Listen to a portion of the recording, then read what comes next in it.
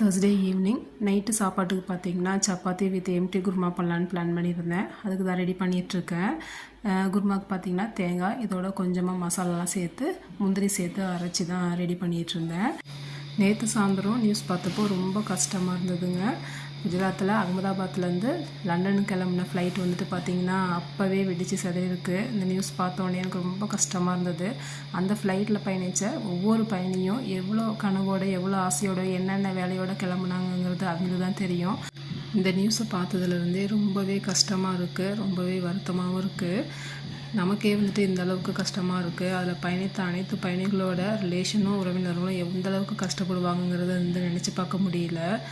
நமக்கு ஆண்டவன் கொடுத்த இந்த வாழ்க்கையை ஒரு நொடியும் வேஸ்ட்டு பண்ணாமல் சந்தோஷமாக நம்ம வந்து வாழணும். ஒரு வேலையை செய்யும் போது அது நமக்கு பயனுள்ளதாக இருக்குமா, அடுத்தவங்களுக்கும் இது வந்து யூஸ்ஃபுல்லாக இருக்குமா என்னென்னு பார்த்து நம்ம செய்யும் போது அதில் ஒரு மன திருப்தி இருக்கும்.